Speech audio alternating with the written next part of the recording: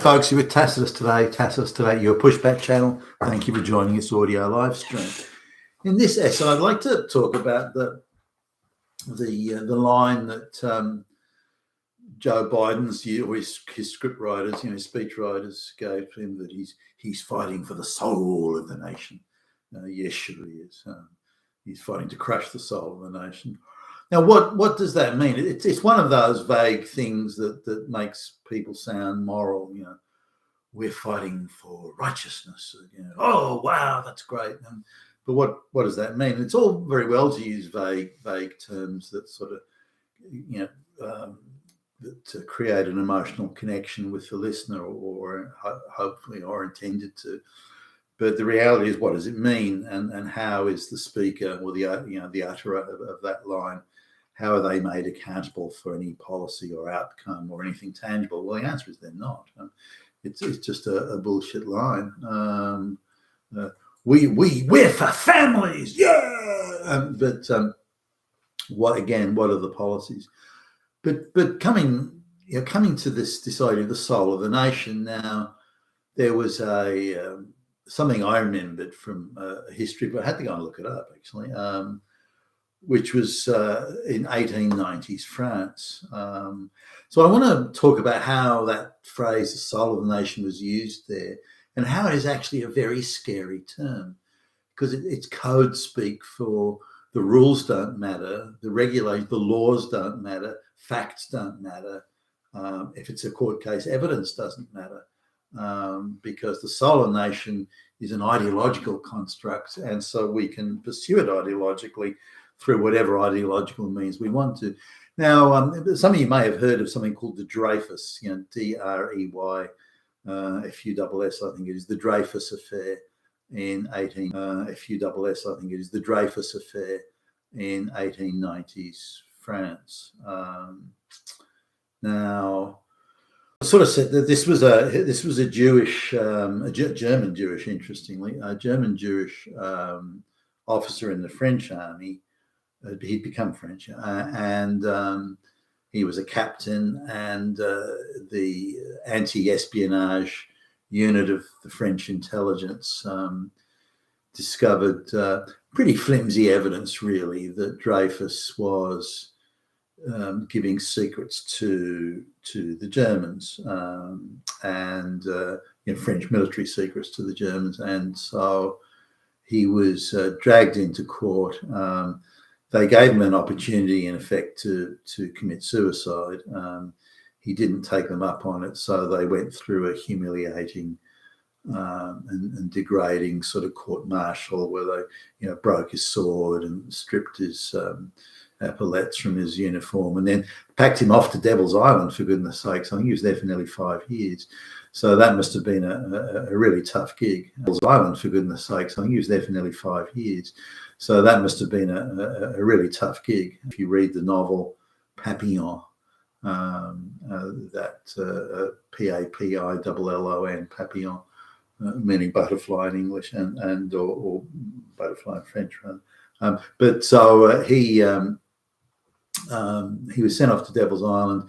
Eventually, he was exonerated, and he must be a pretty forgiving guy, because he gets exonerated and he rejoins the French army and performs with valor and gallantry in World War I. So, nonetheless, let's have a look at the process they used. Now, going back a little bit further, in the 1871 war between Prussia and France,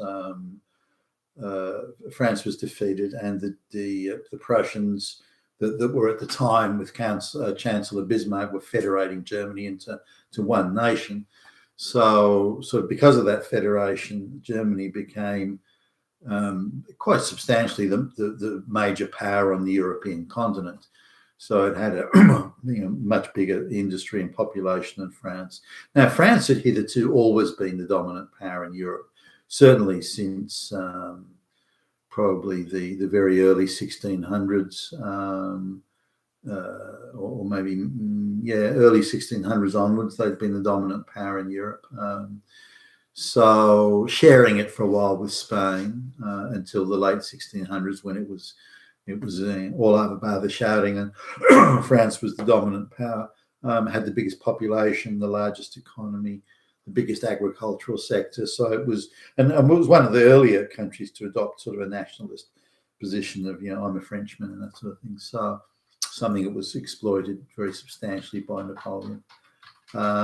So France has always been the dominant power. Now, as a result of that war in 1870-71 and the Federation of Germany, now Germany was the greatest power. So it was viewed with much suspicion and hostility by the French government. And France went on a quite an aggressive empire-building campaign, in North Africa and around Indochina, Vietnam, and Cambodia, and all that sort of thing. So now, in the midst of that sort of sensitivity, that worry, and that sort of suspicious environment, it was viewed that there would be another military encounter, and the French were quite nervous about this because they realised that Germany had sort of not quite double the population of France and a much bigger economy, a much bigger industrial sector, and so they were busily making. Trying to make alliances with Russia and whoever else was interested. The British were nervous about Germany because they always feared any nation having supreme control on the continent. It was always been British policy for quite a long time. So they were keen to sort of prevent Germany from, formally, if you like, taking over the Europe.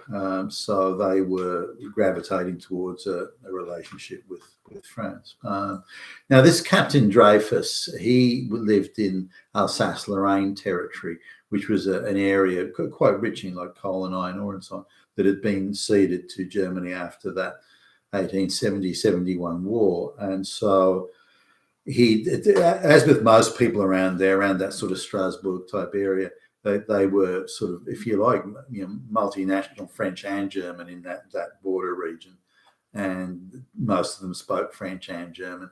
So he Dreyfus, that is, moved from there to France and formally became a French citizen. But because he was ex-German and also Jewish, then he was viewed with some sort of suspicion there. And when his name came up as being a possible party to treasonous and espionage type behaviour, giving secrets to the Germans, they were pretty keen to go, that's it. Now, evidence later on came out that in fact he wasn't really the guy. He was probably a bit well down the list. There are others that were far more likely suspects. One of them being a Frenchman of Hungarian origin.